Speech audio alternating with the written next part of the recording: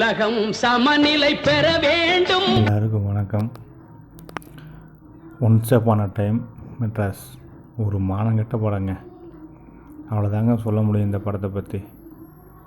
இந்த டைரக்டர் என்ன சொல்ல வர்றாருன்னு ஒன்றும் புரியலைங்க. அவர் என்ன சொல்ல வர்றாரு, வானவில் பாய்ஸில் சரி எல்லாத்துக்கும் வீட்டில் துப்பாக்கி கையில் கொடுக்கணும், ஆணுக்கோ பெண்ணுக்கோ துப்பாக்கி கையில் கொடுக்கணும், ஊர் அவ்வளோ கெட்டு கிடக்குது, அமெரிக்கா மாதிரி எல்லாத்துக்கு கையிலையும் துப்பாக்கி தூக்கி கையில் கொடுக்கணும் அப்படிங்கிறாரா, இல்லை வானவில் பாய்ஸ் அங்கிரி கவர்மெண்ட்டை ஒத்துக்கணும் அப்படிங்கிற சொல்கிறாரா, இல்லை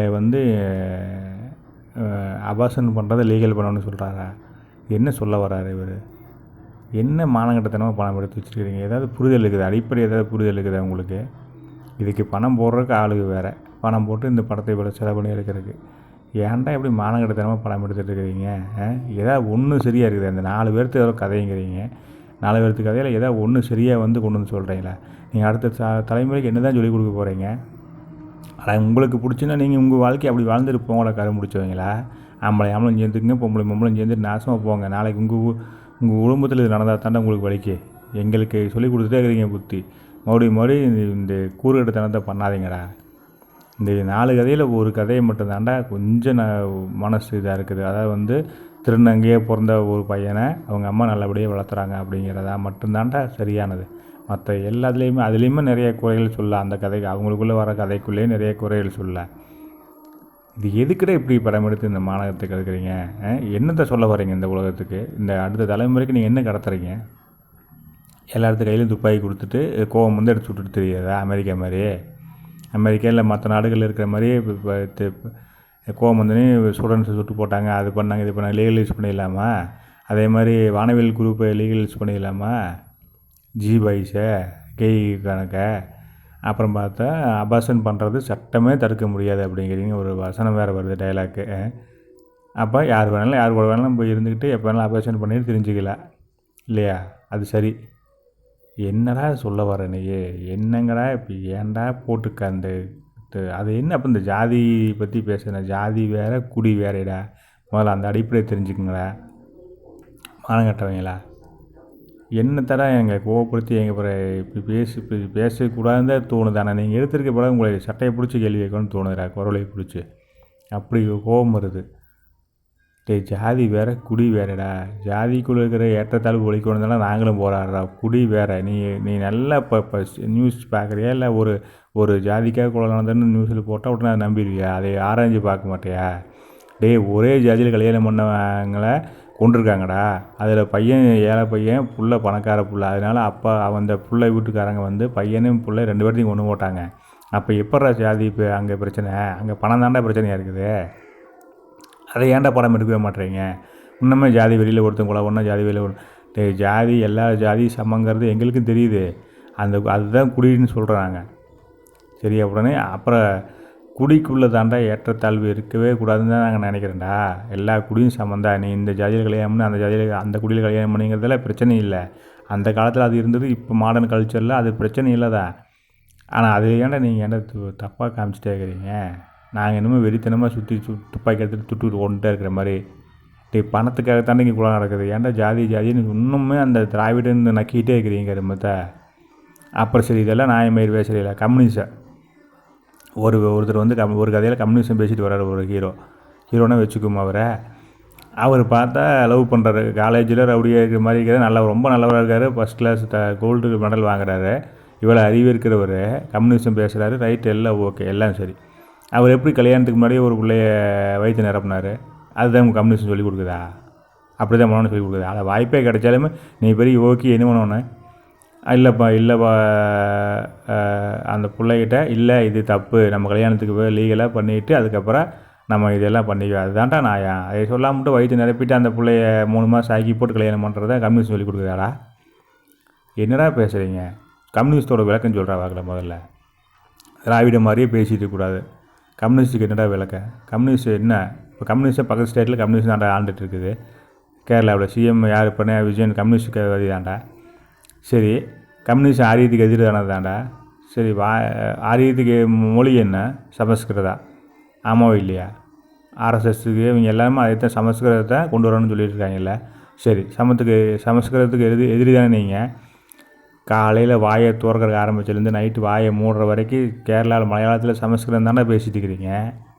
நீங்கள் எப்போ சமஸ்கிருதத்துக்கு எதிரி, ஆரியத்துக்கு எதிரி நீங்கள்?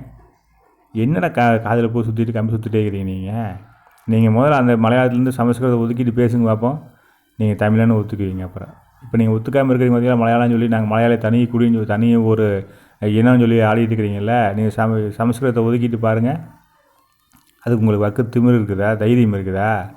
சமஸ்கிருதத்தை நாங்கள் ஆரியத்தை ஒழிப்போம், எதுக்கு இந்த பூச்சாண்டி மயிறு?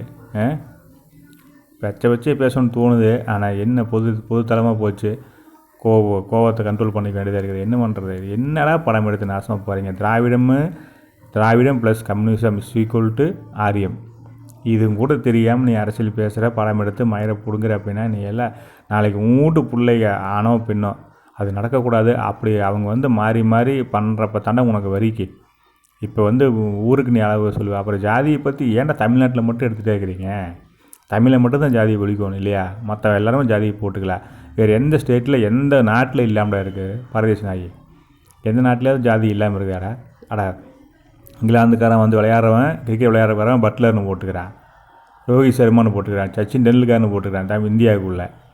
மற்ற மாநிலத்தில் எல்லாத்துலேயுமே தமிழை மட்டும் ஜாதியை போடக்கூடாது இல்லையா? ஏன்னா அடையாளம் தெரிஞ்சு போயிரு. தமிழனுக்கு தமிழன் தெரிஞ்சு போயிரு. நீங்கள்லாம் எவனோ தெரியாது. நீங்களாம் இங்கே சிஎம்மாக இருக்கலாம், எங்களை ஏறி முடிச்சுட்டு போயிட்டு இருக்கல.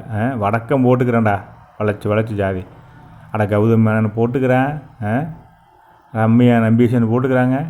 எல்லோரும் போடலாம். நம்பூதிரி போடலாம், கௌதம் மேனன் போடலாம், அமர் பிரசாத் ரெட்டி போடலாம், காமாட்சி நாயுடு போடலாம்.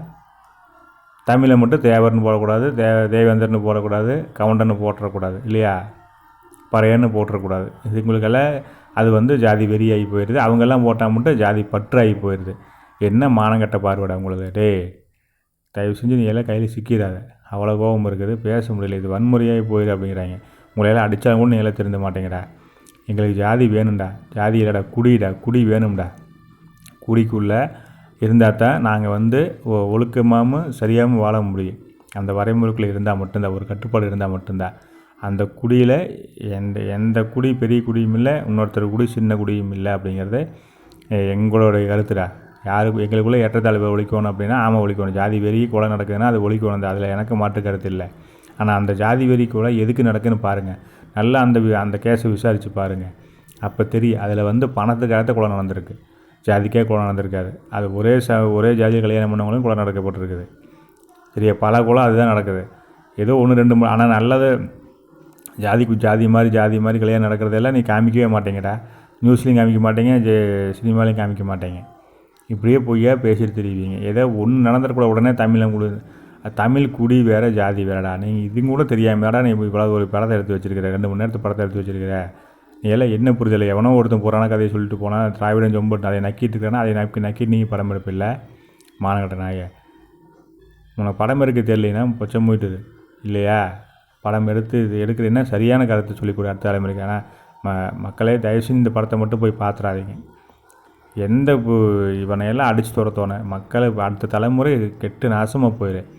அசால்ட்டாக ஆம்பளையும் சேரது சரிங்கிறான், அபாசனம் பண்ணுறது சரிங்கிறான், துப்பாக்கி எல்லாத்த கேள்வியும் கொடுக்கணுங்கிறான். நாளைக்கு நீங்கள் உங்கள் பிள்ளைய எதிர்த்து நீ இது பண்ணாதே கேள்வி கேட்டால் துப்பாக்கி எடுத்து சுடுறாக்கு என்ன சொல்லி கொடுக்கானுங்க பாருங்க இவனுங்க.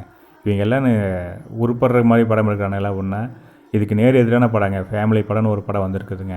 இதுக்கு நேர் எதிரான படம். அந்த படத்தை பார்க்க சொல்லுங்கள். குடும்பம்னா என்னங்கிறத அந்த படத்தில் புரியும். ஆனால் அதுலேயும் பெருசாக பயங்கரமான சூப்பர் படம்னு சொல்ல முடியாது. ஆனால் குடும்பங்கிறது எவ்வளோ சப்போர்ட்டுக்கு வேணுங்கிறது அப்படிங்கிறது தெளிவாக சொல்லியிருப்பாங்க அந்த படத்தில். அதை பாருங்க. அதுலேயும் நிறையா மைனஸ் இருக்குது. ஆனால் இந்த மாதிரி மானங்கட்டத்தனமாக அவங்க படம் எடுக்கலைங்க. அவங்க ஓரளவுக்கு நல்ல படம் தான் எடுத்து வச்சுருக்காங்க. முடிஞ்சு அந்த படம் பாருங்கள்.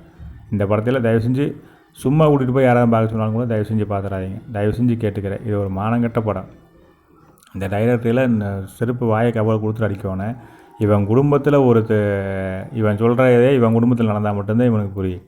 அவன் பிள்ளையே இப்போ அபாசன் பண்ணிட்டு வந்து நிற்கணும், அவன் பிள்ளையே துப்பாக்கி எடுத்து சுடணும், அவன் பையனை இன்னொரு பையன் கூட சேர்ந்து வாழணும். அப்போ தான் இவனுக்கெல்லாம் வலிக்கு. அது வரைக்கும் இவனுக்கு வலிக்காது.